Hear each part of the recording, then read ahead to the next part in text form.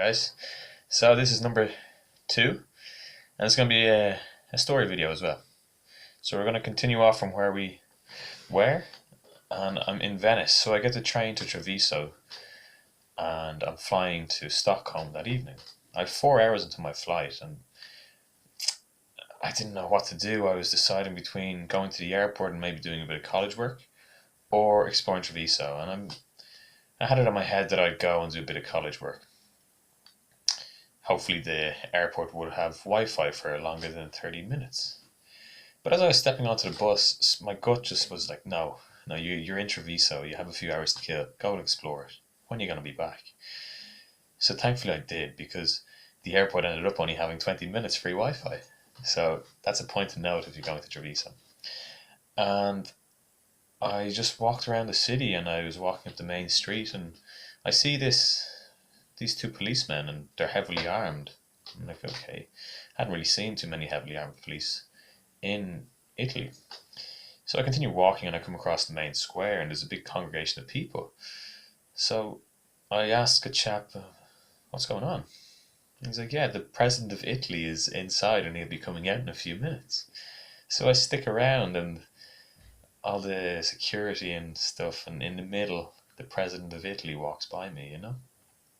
Just insane. And this came from me just taking the gamble of just exploring Treviso rather than going to the airport. So then on my flight, I'm sitting beside an Italian couple, and they're very intense and romantic and all over each other, lovey-dovey. And I'm just sitting there like, I think it's pretty funny. It's a nighttime flight, so it's dark and stuff. And then he starts stroking her arm, and I love that being done to me. So I was half tempted. I was very, very close to doing it, but I bottled it in the end. I was going to put my arm out and gesture for him to do it to me as well, which I didn't. And then the next day, I'm walking around the old town in Stockholm, and I walk into a coffee shop. I get a brownie. I spent nearly €10 on this brownie. I don't know how I let myself do that. And I was so disappointed with myself for actually doing that. As I was sitting down, I was just like, what am I doing? I take one bite, and I look to my left, and there they are, the Italian couple, in the exact same situation. The girl is on the far side, he's on the near side, all over each other, and they have no idea who I am. So they obviously did not see me on the flight, or did not take notice of me whatsoever. And then I found free coffee behind me, so I had to make up for the amount of money that I spent on the brownie and the coffee that I drank. So by the end of the day, I was shaking with the amount of caffeine in my system. So the night before, we arrived in late to Stockholm, and the airport that we flew into, Skavska, is an hour and a half drive away. So we didn't get into Stockholm until around 12:30 at night. And I'd arranged with my friend Cece, who's the Jameson brand ambassador for Sweden, to stay with her that evening, even though she was up. It was the busiest week of her time in Sweden, with a big whiskey and beer festival on. So she was fantastic. She stayed up and made sure that I got in and somewhere to sleep, and we were chatting, and she gave me a few tips on where to go and whatever. And it was great to stay with her and to get chatting with her. So I explore Stockholm the next day, come across the Italian couple, go around to a few of the sites, and then I'm couchsurfing that evening with a girl called Boel. So I get the train, follow her directions. I'm waiting outside a library, and she randomly bumps into me. So we head back to hers. We cook. I didn't cook, she cooked the traditional Swedish dish. It was like a kind of sausage stroganoff. So that was lovely. Red wine, and we're having the best conversation I'd ever had in my life. Like I'd been documenting my experiences in a little notepad that I've been carrying around with myself. And as we were trading stories and whatever and experiences, the experiences that she's had in her times traveling were the exact same as what I had. It was incredible. And then I said the word should when I was saying that I should be in college, but I'm taking 4 weeks off. And she stopped me there and was like, don't use the word should. Like, should is such a terrible word. And then I thought about the word should, and I'd never thought about the word should before. It's just something that we use.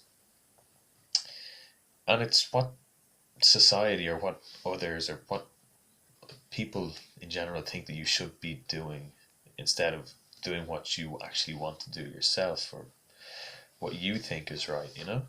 It's what society is telling you to do. So I thought that was pretty funny and we're having a bit of a conversation about it. And next thing you know, a song comes on the Swedish Spotify playlist and it's all about should. And we just fall around the place laughing like every second word is should in the song and we just been talking about the word should. Like it was just a big coincidence. So I had the Italian cuppa and I had the word should. And also one of Boel's songs that when I put on my Spotify playlist, I had Zombie by the Cranberries playing. And she knew it straight away during the intro. 2 seconds in, she was able to say Zombie, the Cranberries. Because when she was 14, she was in a band and she was a singer. And Zombie was one of their songs, which is it was just so funny, so many little coincidences. And then she had to leave early the next morning to go on a work retreat weekend. So she left me in the apartment and I got to have a lovely lie in and a shower and whatever. And that evening I went to a couch surfing meetup in a pub. It was a Friday night and there were around 40 people, locals and travellers, together meeting in a pub. And I did an early flight the next morning from Skavska, so I had to get the bus from Stockholm Central at 3:30. So I decided to just go to the couchsurfing meetup and hopefully that would last the whole night. So I'm chatting to a few locals and they are telling me fantastic stories. And one of the girls, Anne Sophie, she had hitchhiked through Germany before. And she told great stories of one time she was going along the Autobahn and she was hitchhiking and a sports car went around, came back a few minutes later. Picked her up, got inside. Then he starts chatting. He starts being very strange with her and he's like, I dropped my girlfriend to the airport. Do you want to come back to mine? Offers her vodka. Driving at 250 kilometers an hour and she's scared shitless. So she's like, let me at the next service station, whatever. So he does. Two security guards walk over to her and they're like, you know, it's dangerous to hitchhike. You shouldn't be hitchhiking. And then she's like, well, how else am I going to get to where I need to go? I'm stranded here at the service station, the Autobahn. So then she asks them, will they give her a lift? They're like, nah, walk off. But luckily, a truck driver arrives and gives her a lift, and he has a little teddy bear in his cabin and offers her coffee instead of vodka, and is driving at 80 kilometers an hour rather than 250 kilometers an hour, which is lovely. And then I go off with a guy called Jonas. We just explore Stockholm, walk around. He shows me a few sites, and we end up in a kebab shop, get a lovely kebab, really cheap for Stockholm prices. And we end up just people watching until 2:30 in the morning, you know, in this trendy district. And people are coming in very drunk after nights out, and it's just very entertaining, you know, people doing drugs in the toilet and stuff. It was just mental.